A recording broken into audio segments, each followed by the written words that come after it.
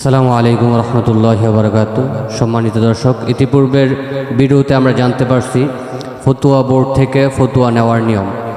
এই পর্যায়ে আমি হুজুরের কাছে জানতে চাই যে ফতুয়া বোর্ড এর প্রতিনিধি যারা, তাদের জন্য আর্থিক কোনো সুযোগ আছে কিনা, অথবা ফতুয়া বোর্ড যেহেতু নরসিংদীর মধ্যে প্রসিদ্ধতম একটি প্রতিষ্ঠান, নরসিংদীর উলামায়ে কেরামদের প্রতি ফতুয়া বোর্ড কী ভূমিকা রাখছে, হুজুরের কাছে জানতে চাই। ধন্যবাদ আপনাকে। আপনি জানতে চেয়েছেন আসলে উলামায়ে কেরামদের জন্য কোনো সুযোগ সুবিধা আছে কিনা। জি, প্রথমত হচ্ছে ফতোয়া বোর্ডের যারা প্রতিনিধি, আমাদের কাছে যে মাসআলা আসে, মাসআলার জন্য একটা ফি থাকে। ওই ফি এর একটা অংশ ফতোয়া বোর্ডে জমা হয়, আর একটা অংশ যারা প্রতিনিধি থাকেন ওনাদেরকে এটা সম্মান করা হয়। এবং আমাদের ভবিষ্যৎ পরিকল্পনাতে আছে ফতোয়া বোর্ডের যারা প্রতিনিধি থাকবে তাদের একটা সম্মাননা প্রদান করা, তাদের প্রতি বছরে সম্মাননা প্রদান করা, ঈদের সময় বোনাস প্রদান করা।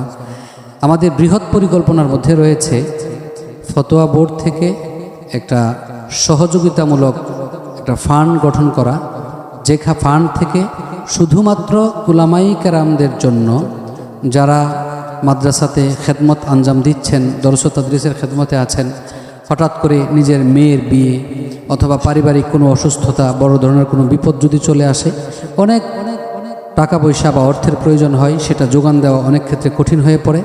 তো ভবিষ্যতে ফতোয়া বোর্ড একটা ফান্ড গঠন করবে, যেখান থেকে শুধুমাত্র উলামায়ে কেরামদের প্রয়োজন বিবেচনা করে কর্জে হাসানা দেওয়া হবে, যে কর্জে হাসানা গ্রহণ করার মাধ্যমে যাতে নিজের প্রয়োজন পূরণ করতে পারেন, এবং প্রয়োজন পূরণ হবার পরে প্রয়োজনে আস্তে আস্তে ফতোয়া বোর্ডের সেই কর্জে হাসানা যাতে পরিশোধ করতে পারেন। ফতোয়া বোর্ডের জন্য রয়েছে সুদূর প্রসারী পরিকল্পনা। ফতোয়া বোর্ডের জন্য আমরা ইনশাআল্লাহ এই ফতোয়া বোর্ডের জন্য অ্যাম্বুলেন্স কিনব ভবিষ্যতে, যার মাধ্যমে উলামায়ে কেরামদের সেবায় নিয়োজিত থাকবে, যাতে ফ্রি উলামায়ে কেরামদের সেবা দিতে পারে।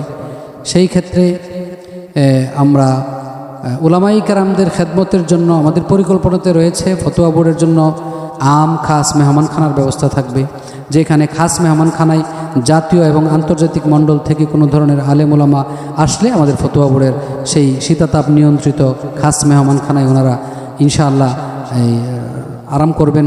আর মেহমানখানায় অন্যান্য মেহমান যারা থাকবে ওনারা এখানে এসে অবস্থান করার মাধ্যমে নিজের প্রয়োজন পূরণ করতে পারবেন। এবং উলামায়ে কেরামদের জন্য ভবিষ্যতেও আরও অনেক ধরনের পরিকল্পনা আছে। সাধারণত বিত্তবান মানুষ যারা, ওনারা অনেক ক্ষেত্রে রাজনৈতিক ছত্রছায়া বা বিভিন্ন পরিমণ্ডলে সহযোগিতা করে থাকেন। উলামায়ে কেরামদেরও ভিতরেও এতটা খুব একটা সহযোগিতা অনেক ক্ষেত্রে হয় না, কিন্তু অনেক দিনই ভাইয়েরা আগায়া আসার মাধ্যমে উলামায়ে কেরামদের যথেষ্ট খেদমত হচ্ছে। যেমন আমাদের ফতোয়া বোর্ড থেকে সবসময় সারা দেশের জাতীয় দুর্যোগে উলামায়ে কেরামদের খেদমতে ফতোয়া বোর্ড প্রাণান্তকর চেষ্টা করে যায়।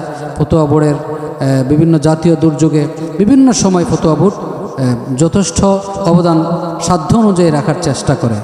আর এই অবদান যে রাখে, অনেকের চিন্তা থাকতে পারে যে এই কাজগুলো কিভাবে করে।